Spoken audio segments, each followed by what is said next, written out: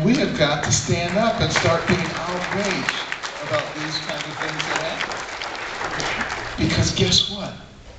When you get old, those are the people who you're going to be counting on. And do you want people who don't know anything?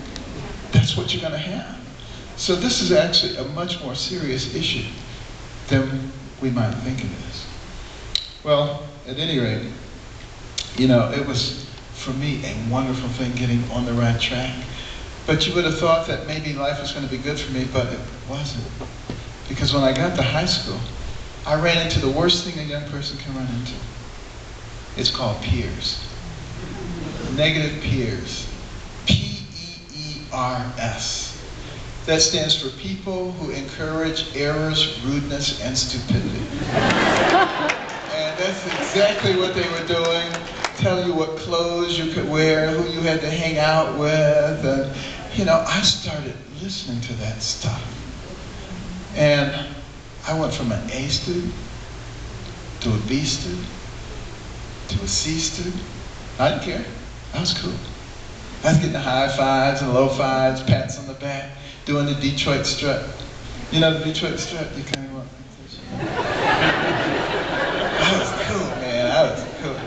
And, you know, my poor mother, she was so distraught.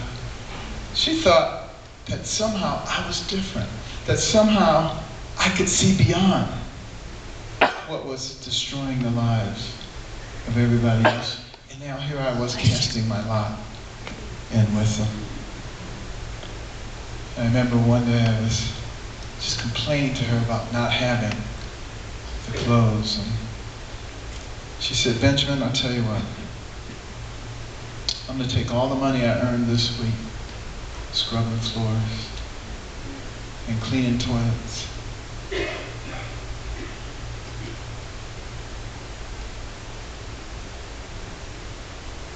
and doing what other people didn't want to do. And I'm going to give it to you. You pay the bills. And you buy the food. And you take care of all the necessities. And with all the money left over, you go out and buy all the fancy clothes you want. And I said, all right. Now you're talking. And I sat down with great enthusiasm and I started allocating money for food and for bills. And I quickly ran out of money long before it got to clothes. And I realized that my mother, with her third grade education, was a financial genius. And I realized that I was a fool. And I got back on the right track. I never asked for clothes again.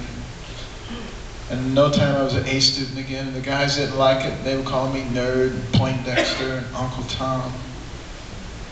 I used to always shut them up by saying one thing.